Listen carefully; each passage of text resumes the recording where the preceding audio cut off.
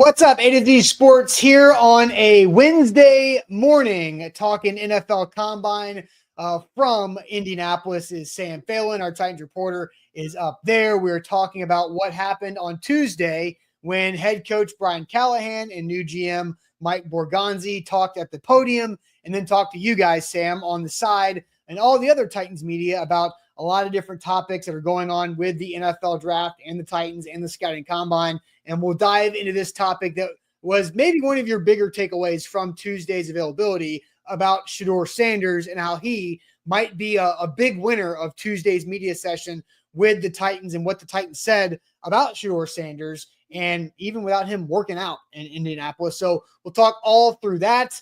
Sam, before we officially get going here, you're in Indy. Place looks nice. I know you guys have been busy up there, but tell the people what they got to do before we officially get going here. Hey, before we get into it here, we got to share the show. A to Z is bringing you all of this great content from the NFL Combine. We need you guys sharing it around. We need to make sure that we're getting this out there to every Titans fan who wants to know the latest on the Titans draft status. So if you're watching on Facebook this morning, even though we're not live, even though we're recording this at night, make sure you go and hit that share button because it's live to you and to all of your friends on Facebook. Share button in the bottom right corner. Take that YouTube link as well. You can send that to a friend or a group chat. Repost the links on the Twitter X timeline. Just get the word out there. We're giving you the latest, the updates, all the need to know from NFL Combine Tuesday here in Indianapolis. Yeah, I can already see the comment. Lou Man is just complaining about another premiere video that's happening where it's not live. Yes, not live because of how the combine is set up, as Easton just bombs his way into that. All right, let's get it going officially. Welcome into A to Z Sports here on a Wednesday morning. I'm Austin Stanley. He is Sam Phelan in Indianapolis at the NFL Combine. We are Nashville's on-demand sports talk network, going live weekday mornings at 8 Central Time on Facebook, YouTube, and Twitch. Links to the show segment by segment on our Twitter X timeline. Hit us up on Instagram, TikTok, and Threads for more great Titans content. Leave us that 5-star Google review, please, and thank you. Also, got to thank our sponsors. They make it happen for us, and they help out all of you, like Wilson County Hyundai. Make them a part of your new car buying process at wilsoncountyhyundai.com. The Bone and Joint Institute, boneandjointtn.org, the region's destination for comprehensive orthopedic and sports medicine care. TDOT out there trying to keep our state of Tennessee beautiful. Check their campaign out at nobodytrashestennessee.com. And Bart Durham Injury Law, where a crash can change your life forever, but help is just a click away at bartdurham.com. And speaking of bartdurham.com, they are giving all of this content, presenting all of this content from Sam and Easton and the others at the NFL Combine from A to Z Sports in Indianapolis. So shout out to Bart Durham Injury Law.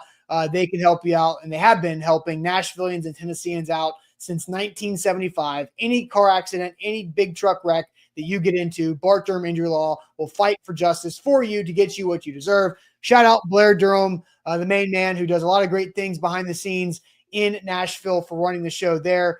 So Bart Durham Injury Law, bartdurham.com. Sam, you had a reel that went out Tuesday night as well. Shout out Bart Durham. So Bart Durham, and we need to take this opportunity while we're talking about Bart Durham to let the people know, right? Because you said earlier, Lou Man, in the comments, I can see those Twitter fingers, those little Facebook fingers, Lou Man. You're making comments about, are we live, not live, whatever. There's a reason we're not live. There's a reason that Austin and I have to pre-record the show telling you what happened on Tuesday, because I got to go get more stuff for you guys on Wednesday. When you are watching this, I will be speaking with edge rusher Abdul Carter about the Titans and his play and his future in the NFL and maybe the future face of the franchise for this Titans defense in Abdul Carter. So that content will be coming your way on Wednesday. Today, Tuesday for me, was a quarterback heavy day. Yeah. Wednesday is going to be an edge rusher Abdul Carter heavy day as we kind of sift our way through the week of NFL Combine stuff. But yeah, Abdul Carter, not really the topic of conversation today. Everybody wanted to know about the number one pick in the quarterbacks. Oh yeah, and there was a lot of topics, and we'll get to other topics. We've got trade back scenarios, we've got free agency, we've got quarterback in free agency and a rookie. We've got so many different things that we can talk about. Travis Hunter conversations as well.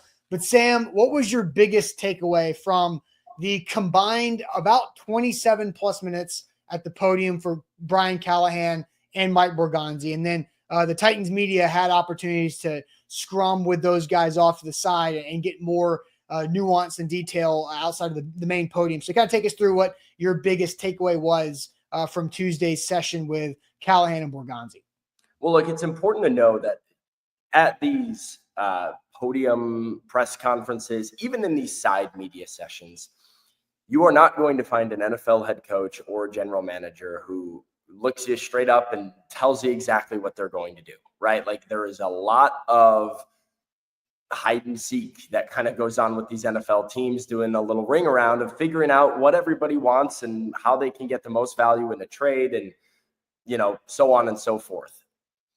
So with that in mind, you're right, we don't go to these things, and I don't ask Brian Callahan, hey, Brian, so Cam or Shedeur? Number one, Brian Callahan doesn't know the answer to that question yet. The Titans just recently set their initial draft board, but the quarterbacks are still very much subject to change because they have not seen any of them throw in person. They have met Shedeur Sanders one time for like 15 minutes at the Shrine Bowl.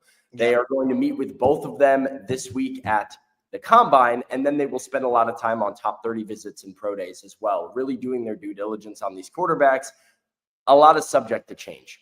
So what do we do then? Because we want answers, right? We want to be informed about what the Titans are thinking at number one, while we know that they're not going to tell us what they're thinking at number one. We have to look and read between the tea leaves. We have to read some of the things that they say as bigger philosophical things or comments about a particular quarterback, and then reflect on what it means for their outlook. And so for me, the number one thing that came out of Tuesday was feeling like Shedeur Sanders was a winner. And what I mean by that was, I think the Titans did a lot to ease discomfort that a Titans fan might have about drafting him. The knocks that we hear about Shedeur Sanders all the time are the physical tools, right? Questions about his arm strength, questions, about whether or not he's able to make all the throws in the NFL and improvise and play out of structure. The things that Cam Ward can do and that he wows you with are not necessarily the things Shedeur hangs his hat on. I've never viewed that to be super important, and people have their different takes on whether or not that matters to them. And I think what we heard a couple of things from the Titans. Number one, I don't think the Titans value a tool like arm strength. I don't think it is super high up on their list of things they want in their next quarterback. I think it's very far down the list and not something they find super relevant. And that's a good sign for Shedeur Sanders. And, potentially the one thing that he doesn't have is not something they care about having. They said as much in the press conference and the media availability today. Yeah. It's not that you have to be the best at throwing the football. You just have to be good enough to make the NFL throws. And the Titans also made it very clear today. They feel Shedeur Sanders is good enough. They talked about he has enough arm strength to get it done. That's not a real weakness.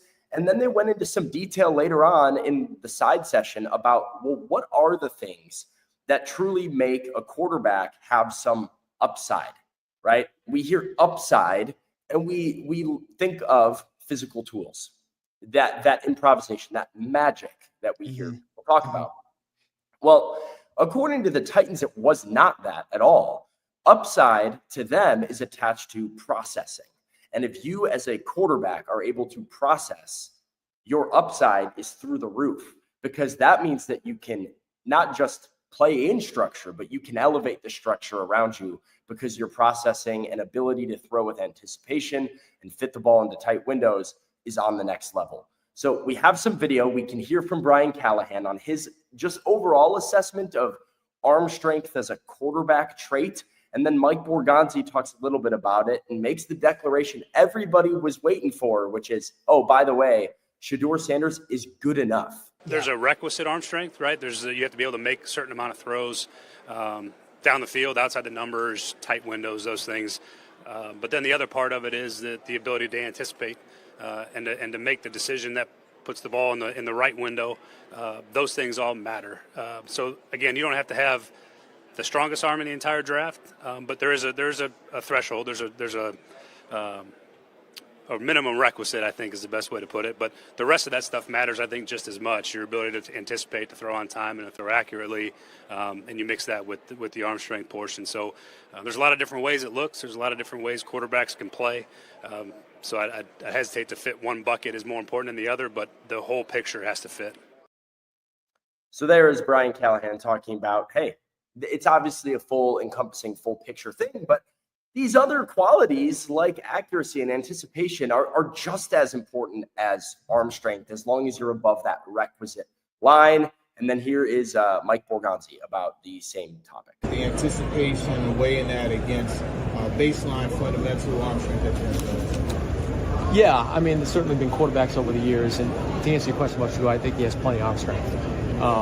In some of the anticipatory throws sometimes make up for the lack of arm strength. And I've certainly seen quarterbacks over the years that are able to do that because they anticipate better. And a lot of that has to do with field instincts too. You know, if a player has a really good field vision and instincts and have a feel for it to anticipate some of those throws, there's been successful quarterbacks that really haven't had great arm talent that have played in the league. So, I mean, Austin, anticipatory throws help arm strength. Shedeur Sanders has plenty of arm strength. Decent day to be in the Shedeur Sanders camp, no? Oh, huge. Because, now we can talk about like why are the Titans out here defending Shedeur Sanders' arm strength so heavily? We can get to that in a second, but let's go ahead and get the audience involved. We are not live. We are recording because of the combine schedule. We're recording this on a Tuesday night for a Wednesday morning, but you guys can still cooperate in the chat here. Do a little buy or sell action. Buy or sell, the Titans' confidence in Shedeur Sanders' arm strength has him in play for the number 1 overall draft pick. So buy or sell, the Titans' confidence in Shedeur Sanders' arm strength has him in play for the top overall draft pick. We will give our opinions on that. I've also got some other takes in where I feel like we can take this conversation here in a little bit as well, but do want to tell you guys about our great friends at T.NobodyTrashesTennessee.com. That is the campaign to keep our state beautiful because litter is everywhere. I was just driving around Tuesday afternoon. Litter all up and down the interstate in the Nashville area. But T.Dot's out there trying their best to keep our state beautiful as it is. But we all have bad habits, and we can all improve on our bad habits. And if some of you have bad habits that happen to just be accidental littering, well, you can learn how to get better with that and learn how to get involved as well by going to NobodyTrashesTennessee.com. If you have kids looking for volunteer experience to help them mature and grow and understand their community and what's bigger than them, NobodyTrashesTennessee.com is a great place to go as well. So check them out online once again at NobodyTrashesTennessee.com.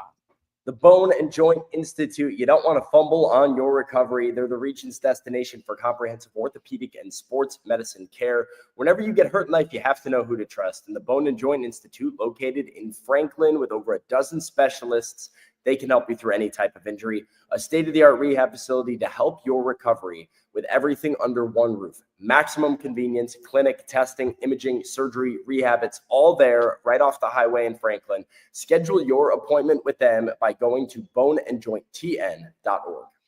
All right, Sam. So back, I want to play Mike Borgonzi again because I think it was very interesting the way that he was asked specifically about Shedeur Sanders by Teron Davenport. This is not on the podium with the side media session that you guys had with the local media and Mike Borgonzi. But let's hear that one more time. Anticipation, weighing that against baseline fundamental arm strength.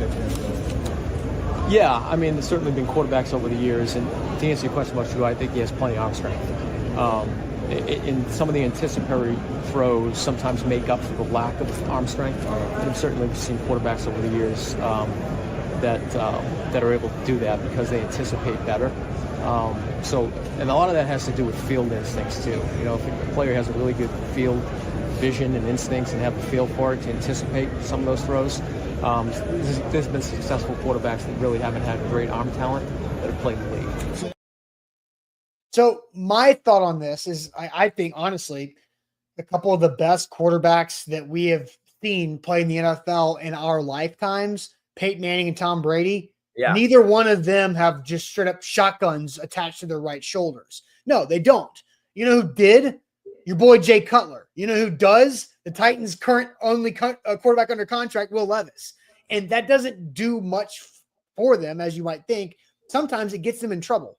It got Jay Cutler in trouble a bunch. Brett Favre got him in trouble a bunch. Why? Because they have the shotgun on there that they could just fire it in there if they're late, not playing on time. They could just think that they can make it happen, which leads to throwing into two or double or triple coverage and turnover-worthy plays, interceptions. Bad things happen when you throw late across the middle, all these things. But if you know that your arm isn't that, then you're forced to play on time in structure. So maybe you don't put yourself in a bad situation. And there's other quarterbacks that don't have the crazy arm that we can list and all that kind of stuff. But like, I really do think I got to go back to the conversation that we had after the Super Bowl about Jalen Hurts. So to answer the question, I'm buying this, buying the Titans' confidence in Shedeur Sanders' arm strength has him in play for the number 1 overall draft pick, because the Titans need a quarterback.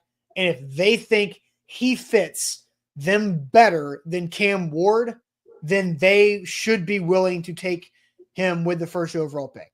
It doesn't mean that they're going to, but I'm buying that their confidence that he has enough physically can make him an option for the number 1 pick right there.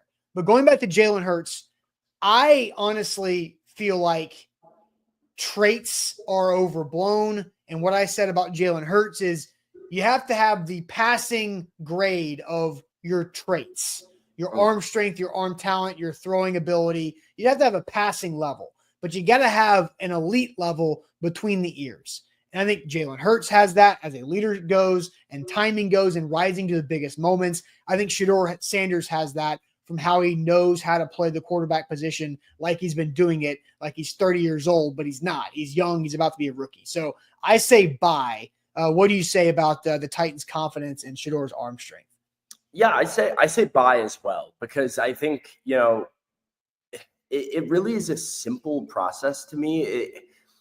I think we overcomplicate this, just as Titans world, the NFL world as a whole. Like, who's worthy of going with the first overall pick? Do you have to have tremendous traits and upside?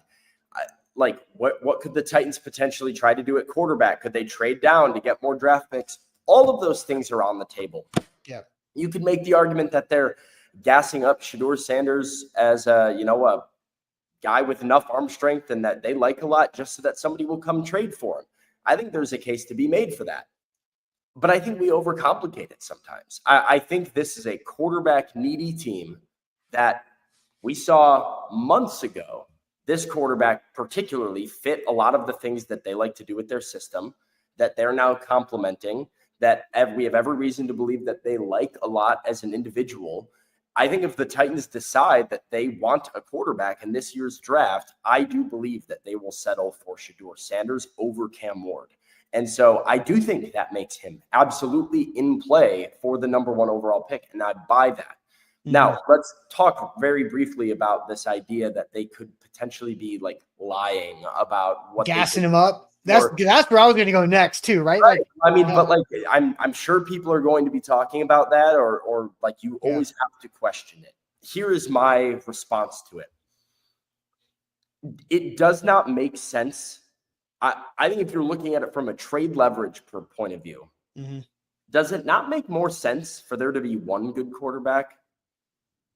If you're trying to get leverage from the New York Giants to come and get a guy from the Las Vegas Raiders to come and get a guy from the New York Jets, whoever it is that's a quarterback needy team, I think the fear of there only being one guy worth going to get actually helps and incentivizes the Titans more than, hey, if Shedeur Sanders is great and we're the Giants, we don't have to trade up, because Titans go take Abdul Carter, we'll take Cam Ward or Shedeur Sanders at number 3. Well, I think I think these guys, I think Cam Ward and Shedeur are different enough for there to be a personal preference of you might like one and you don't like the other, or you don't think Shedeur Sanders has enough athletic upside, but Cam Ward does. And you like how Cam Ward's competitiveness and leadership can drive. I think it's a good thing that there is a personal preference line that you can draw here on the two. And the Browns, Ryan Roberts and I talked about this on Tuesday morning. Like, are the Browns going to take a quarterback? Ryan believes more and more that they are interested in taking a quarterback, and they probably like Shedeur Sanders more than they like Cam Ward at this point in time. A long way to go, but I think you can always just bait the Giants, the Raiders, the Jets, throw the Saints in there just in case of, hey, it's a personal preference type of draft. You want to make sure you get your preference and not get left with the guy that you don't. I think they can kind of play that card too. So I want to follow up. Unless, do you have anything to respond to that? No, I mean, I think that's absolutely a real scenario. Good. So I saw, my observations of watching the media from afar. Did it seem like the Titans were asked more questions about Shedeur Sanders and Cam Ward, or was that just me? I did feel that way. I did feel that way. Why do you think that was? I mean, I think we know what Cam Ward is. You know what I mean? Like, I think the questions about Shedeur Sanders, more people have an opinion about Shedeur Sanders than have an opinion about Cam Ward. Cam Ward is the prospect, right? And I don't know what's going on here in Indianapolis. Let me just say, I don't know if you can hear this at all, but we got like a takeover on the streets outside right now. I cannot hear anything. No, you're good. Engines revving. Is it just Buck going to Kilroy's? Is that what that is? It might be. It's this idea, right? Like, Cam Ward is the prospect. You know his tools. Those are obvious. You know the downsides. Those are obvious as well. So the risks are the risks. But Cam Ward fits into the prototype of what we say is a good quarterback prospect all the time. Yeah. I think Shedeur Sanders, because of the name, who he is, the attention that was on him at Colorado, the school itself, Colorado, the style of quarterback that he is, I think there's a lot more interesting discussions. And I think it's evidenced by, like, I don't think you go up to people on the street who you say, like, Cam Ward, they're like, yeah, Cam Ward sucks. And one guy's like, no, he's the best. And then you end up with them debating. They're like, we'll see. Intriguing, but I don't know. Yeah. Everybody's got an opinion about Shedeur Sanders. And I think that is why the media, at least at the Combine on Tuesday, was really hammering the Shedeur Sanders stuff home. We want to know from Brian Callahan and Mike Borgonzi what their take is on some of these bigger philosophical questions that surrounds this one prospect. Yeah, it's definitely he's polarizing, because people are going to like him or not like him, and there's really no middle ground. I feel like on Shedeur Sanders, where I get you. There's definitely a middle ground, or more of a wait and see on Cam Ward than on Shedeur Sanders. Well, let me say this: I think Cam Ward is either going to work or he's not. Right? Like, it's this idea that I think he's either going to just hit and be really good, or he's going to flop in a big way. I think there's a real world where Shedeur Sanders is somewhere in the middle. Like, I've kind of said maybe Shedeur Sanders he would never probably be a top 5 quarterback in the NFL. I don't think that's a realistic standard for him or like expectation for him. But if you told me right now that he was going to be the 9th best quarterback in the NFL year over year, do I want that at number 1? I do. Yeah, I think so.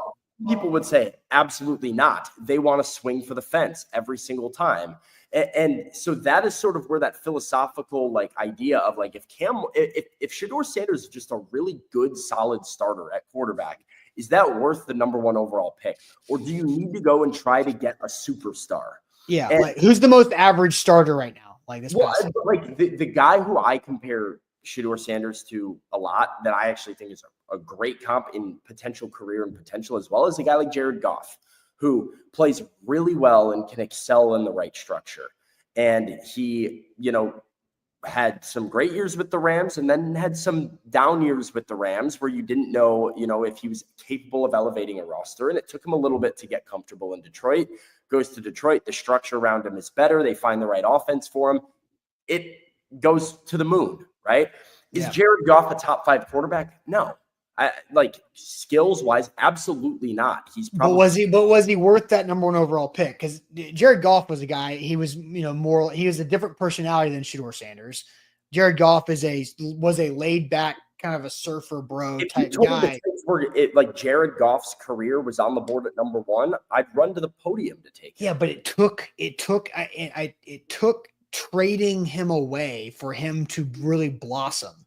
And I think that because he was a puppet, like he was a puppet for Sean McVay up until they moved him. Like that's how they had Todd Gurley. They had these weapons. They had the right system to help them get to the Super Bowl where they scored a grand total of 3 points or whatever against the Patriots. And then they had to move off of him because he wasn't good enough. And Sean McVay was like, I need more. And then he blossomed and took that next step.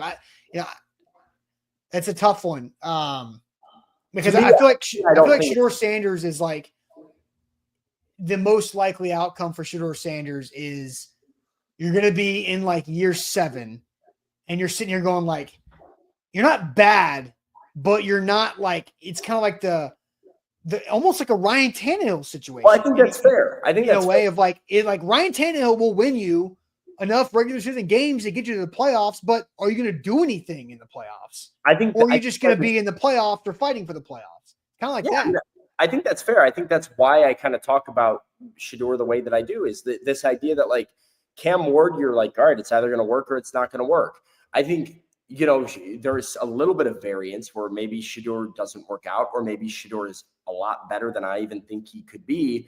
Right. But I do think the most likely scenario is where he's like solid and good, sometimes great, not always great. Mm-hmm. And, is that a quarterback that you want to have as your starting quarterback for 10 years? And do you think that you can win Super Bowls with him? But again, also what I would say that I think you kind of contradicted yourself a little bit in, I'm sure, is Jalen Hurts. And Jalen Hurts is not great. He's totally good. No, but yeah. He's got it between the ears, and Yes. you put the right structure around him, and you can win Super Bowls with Jalen Hurts. And I think to me, that is good enough. And the standard for if you told me that was the quarterback that I was getting, I think it's worth the number 1 overall pick. But it's because people have differences in opinion on these types of issues that I think the conversation is really interesting and why people are pressing the Titans so hard about it. Because yeah, I mean, we all know what we need to, what would the Titans say about Cam Ward that we don't already know? No, I'm just curious. I was like, did anybody ask as many direct Cam Ward questions as they did? Stuff about his history going from Incarnate Word to Washington State to Miami and being at all these different schools, picking up offenses and being a good leader. Something Mike Borgonzi found really impressive. There was some of that stuff. Brian Callahan did speak very highly of those improvisational skills as something that does elevate a prospect. So that was stuff to be pro Cam Ward, but it certainly didn't feel like those were the traits that the Titans were using to judge or grade his play off of. And they haven't met Cam Ward yet. They'll do that, Thursday or Friday, I think it is, before the quarterbacks are on the field doing drills on Saturday at the Combine. All right, Sam, you have an unexpected quarterback scenario for the Titans that's still in play. We'll get to that here in a second. But first, we'll tell you guys about our friends at Bart Durham Injury Law. They are sponsoring all of our great NFL Combine content from Sam and Easton in Indianapolis at the NFL Combine. And that'll happen throughout the week. But Bart Durham Injury Law is there for you whenever you need them, because a crash can change your life forever. Help is just a click away at bartdurham.com. They can have attorneys available for you, whether it's on their website, bartdurham.com, and in the live chat feature right there, you can call them. You can go to the website and set up an appointment to go see them in person at their Capitol View office location that does have great free parking. Or you can just meet virtually if that's the most convenient thing for you. They've got you covered because they are making sure that they can be at your needs for anybody in Nashville, Tennessee, or beyond that can help out with any car accident, any traffic accident that you have injuries with. They can take care of you at bartdurham.com. Make Wilson County Hyundai a part of your new car buying process in Lebanon or at wilsoncountyhyundai.com. Wilson County Hyundai, that's your place to go for your new ride. Payne Bone and his team at Wilson County Hyundai are happy to guide you through the financing process, assisting with buying or trading in your vehicle. You can forget those downtown Nashville prices. Head to Lebanon, see our friends at wilsoncountyhyundai.com. All right, we are recording on a Tuesday night for Wednesday morning because Sam will be talking to Abdul Carter by the time this does play in the 8 o'clock hour Central Time on Wednesday. And so you can tell because when we started, it looked like it could have been either morning or evening behind Sam in the window. And now it's obviously nighttime. Yeah, obviously nighttime. All right. So what is this unexpected quarterback play that's still the quarterback scenario that's still in play for the Titans? Well, listen, Mike Borgonzi had a quote while he was at the podium that I think perked up a lot of ears, turned a lot of heads, where he said, "We could sign a veteran quarterback in free agency and still look to draft a quarterback." This idea that they have to do either or, rookie or vet, right? It feels like they're polar opposites that are fighting just because it's kind of like opinions. What's best for them to do? And what I kind of heard from Mike Borgonzi was that they don't necessarily have to pick one or the other. They could just go ahead and do both. However, I don't think this means what people think this means, because Brian Callahan had a quote in his side session later where he talked about drafting a quarterback and whether they could stash a rookie while they pay a veteran. And he said, well, if you draft a guy first overall, he's going to play. And so the world that I think is very possible is for the Titans to draft a quarterback not in the first round. I don't think it would be smart. Yeah. But I think it is way more on the table than we maybe give it credit for. I look at somebody like Will Howard or Kyle McCord or Tyler Shuck out of Louisville. These guys who were probably going to go in the 4th or 5th round, where the Titans do have draft picks. And I think there's a world where they go get Derek Carr or Kirk Cousins or Sam Darnold, I don't know, whoever it is in free agency, draft Will Howard, and they still have Will Levis, because the other thing that they keep talking about with Will Levis, the word that they use is competition. If you're going and getting Derek Carr and drafting Cam Ward, Will Levis isn't competing for anything. Will Levis is probably traded by the end of training camp, or, like if he even gets there to training camp. I mean, right. Like that's the scenario you're looking at. If they really want Will Levis to compete, what does a competitive quarterback room for Will Levis look like? Well, it looks like, a day 3 rookie, and it looks like a veteran who's a little bit past his prime. And any 3 of those guys could probably be the starter at a given point in the season. And I do think that is a little bit more possible than maybe we give credence to right now, because I think we view the Titans front office as having a sense of urgency that they don't necessarily have internally. Yeah. So my reaction to that is that it cannot be on day 2. Like, I am out on drafting quarterbacks on day 2. I don't think it would be a day 2 guy, only because you have one day 2 pick. Well, I mean, if they trade back, if they're not taking a quarterback in 1, they trade back, get more. It would be rough if you traded back to acquire to take a quarterback in the 70s again, like you did in the league. Referencing these top 100 picks that they don't have enough of, and where we look at, well, they need a right tackle, they need an edge, they need they talked receiver, they talked about getting a running back today, which I thought was just off the wall. That was just to confuse you, and it worked, obviously. Yeah, I mean, this is the kind of stuff that we talk about, though. It would be weird for them to go and get top 100 picks to then use one on a quarterback. I mean, so Kirk Cousins was a 4th round pick, and he was the 4th round pick the same year that RG3 went number 2 overall. And one of them worked for the Washington team. Let me tell you what my issue with these guys are. Those Kirk Cousins types, right? Washington, I think, was a little bit unique because they ended up giving Kirk Cousins a shot and having enough patience to stick with him, to watch him develop into a good starter. And then he immediately left in free agency and signed. Well, I mean, they franchise tagged him 2 years in a row because they couldn't figure it out. And then Kirk Cousins get 5 consecutive years of fully guaranteed money, 2 franchise tags in 3 years in Minnesota. I was talking with some people over at the combine earlier, talking quarterbacks, and Will Howard was a name that came up. Kyle McCord was a name that came up, where it was like, oh, I like Kyle McCord. And my response was I like Kyle McCord too. I like Kyle McCord the same way I like Aiden O'Connell. He's okay. He's all right.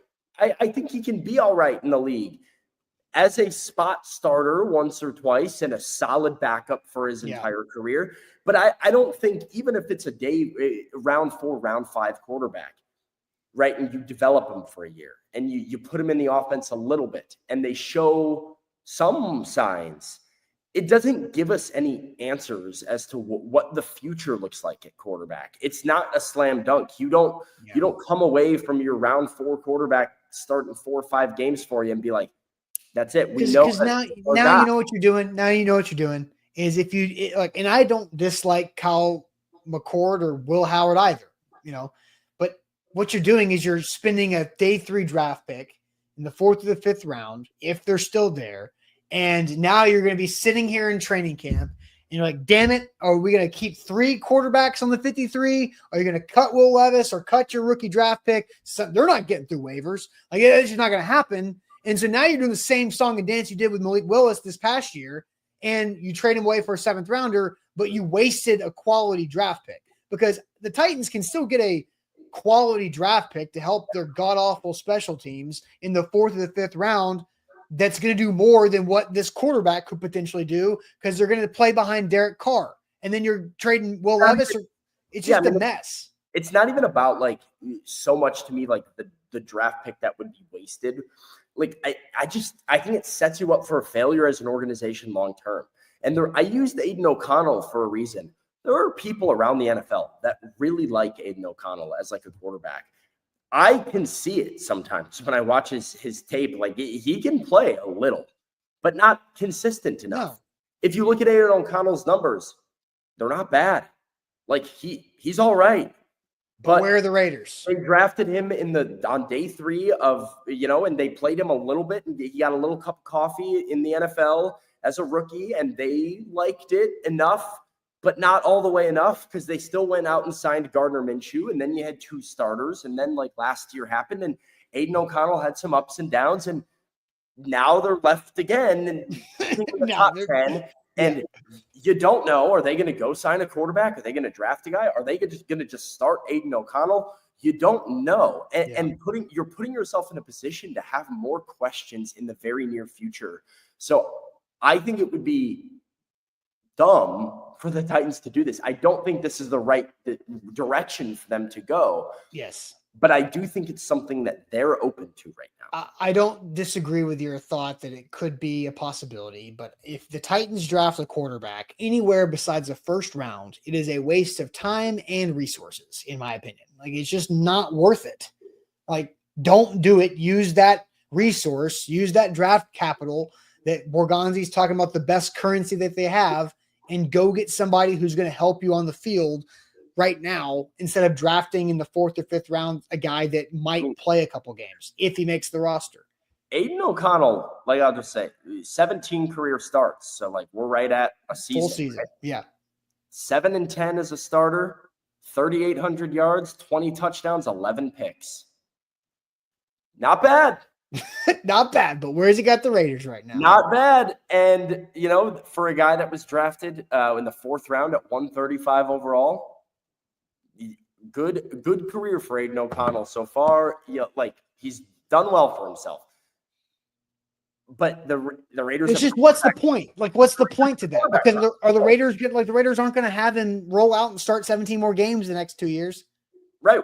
We consider the Raiders as being a QB needy team, because unless you're going to do what the Washington football organization did back with Kirk Cousins in the day, where you just tag him, and you have patience at just kind of waiting to see if this guy is a guy or not. Mm-hmm. Teams don't have patience to sit there with 4 years of quarterback play. Right. Yep. Wasted time and resources. All right. That's it for us on this Wednesday, recorded on a Tuesday. Appreciate all of you guys, and appreciate Bart Durham Injury Law for making all of our NFL Combine content possible. More of it throughout Wednesday, but make sure you hit that like button. You share the show still. You give us a 5-star Google review. Sam and Easton and Buck, for what it's worth, both working sun up to sundown and past sundown there in Indianapolis with the Combine. Appreciate all you guys. We'll be back again on a Thursday morning. Appreciate it as always.